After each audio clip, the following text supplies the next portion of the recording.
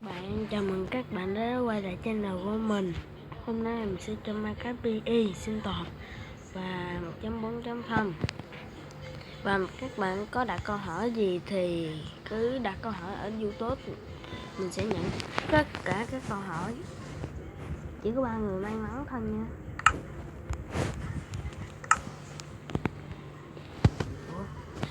Cảm ơn dân là nhiều.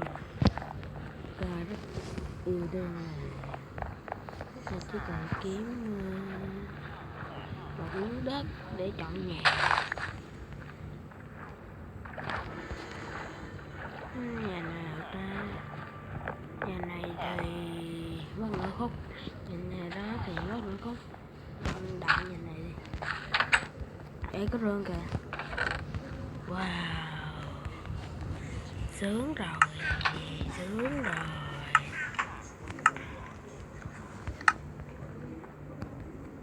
Yes, chọn đúng nhà luôn.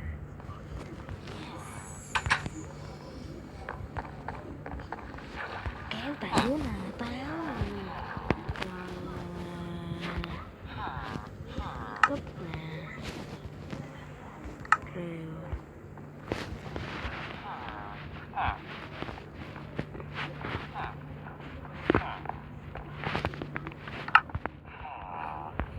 Thu thập tài nguyên đây.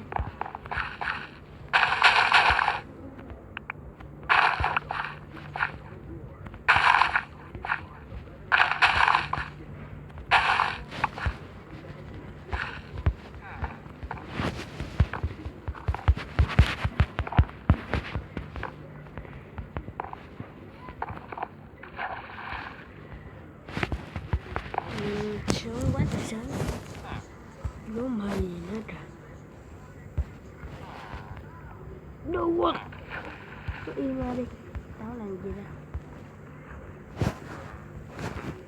Đó, cầm body không? Đó, body không? Body. Đó, body.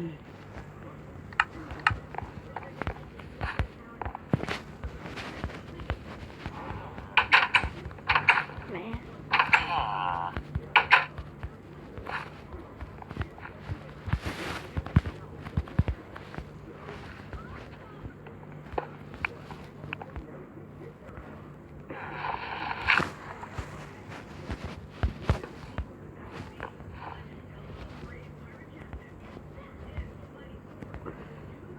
Chặt gỗ là cửa nhà cửa. Rồi.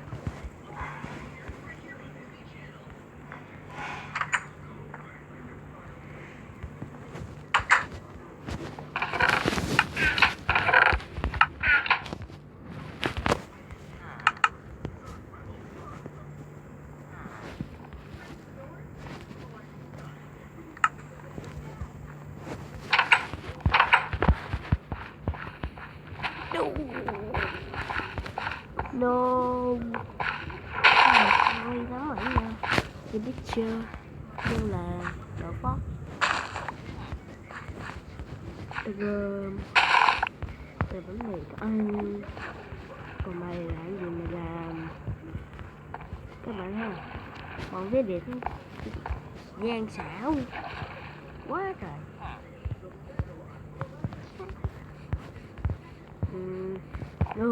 Khoai tây. Ít nhất cũng có một củ chứ. Ít ra 8 tầm giúp cho mày rồi.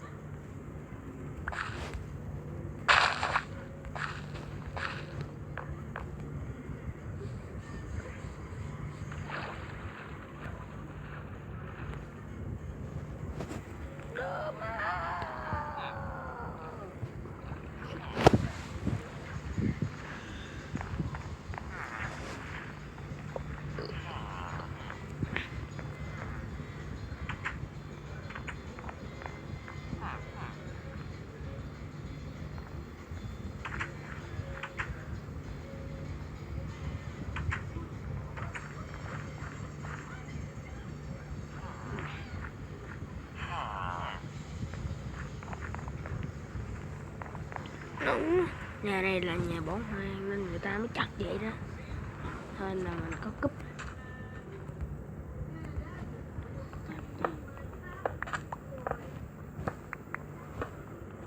Đập nhà bỏ hoang.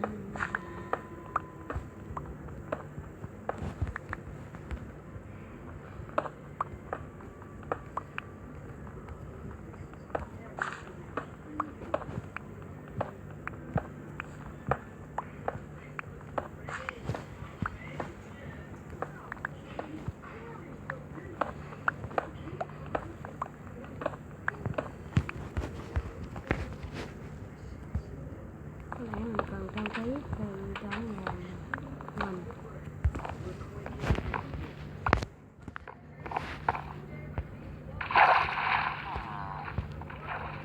Cần trang trí thêm á, các bạn hiểu không?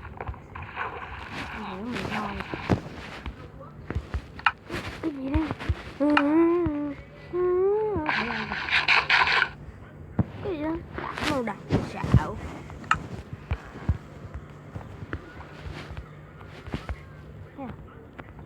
Bọn cả nhà sản xuất game cũng xạo mình luôn.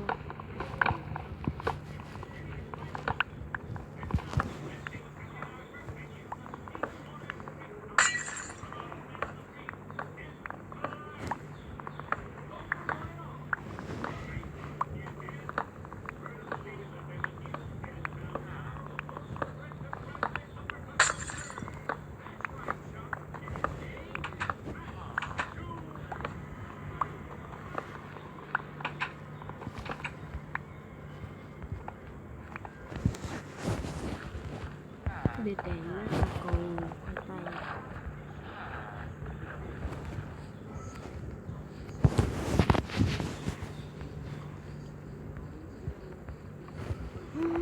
Trời ơi trời.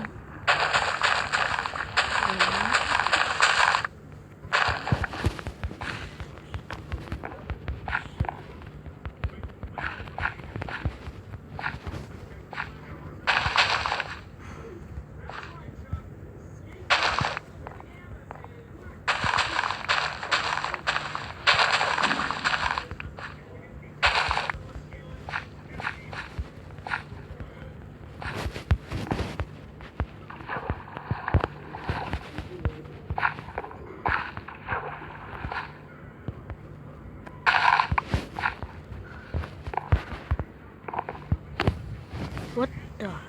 Không có một cái the fuck.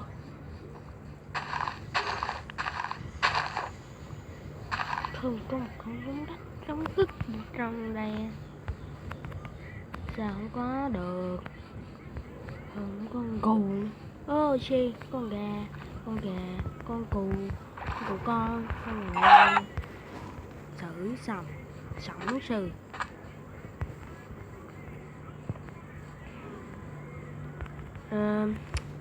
Các bạn có đặt thử thách gì cho mình thì mình cũng nhận hết. Rồi, ok.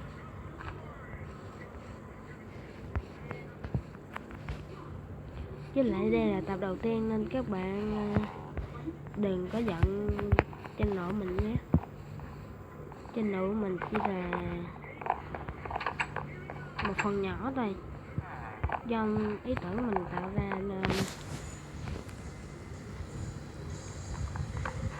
gì đó vậy thôi.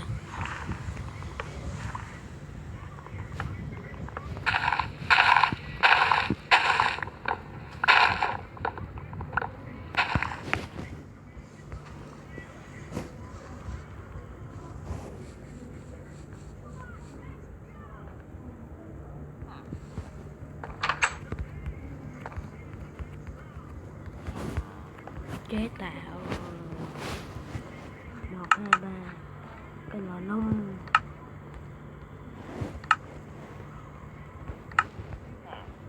Đó, để thắp sáng niềm tin coi. Phật. Ở đây đang còn rất là mình không biết rồi. Có lấy đống cũ nha. Yep.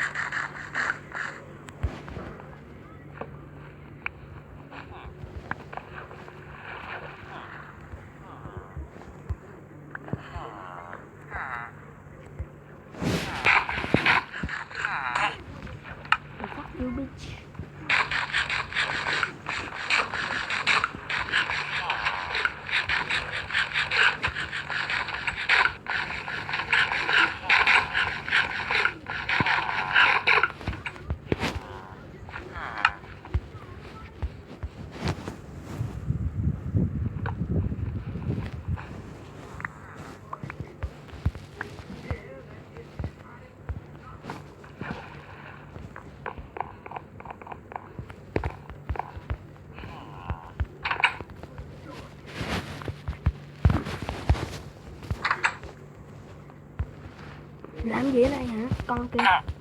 Mày. Coi chừng có Alem Golem á. Vô tấn công mình chết mẹ luôn. Rồi ok. Và mình sẽ thu hoạch hạt giống xong rồi gì mất.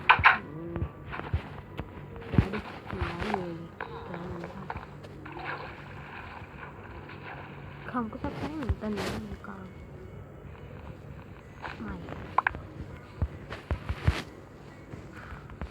Rồi ok. Và mình sẽ chia tay các bạn và mong các bạn like và subscribe và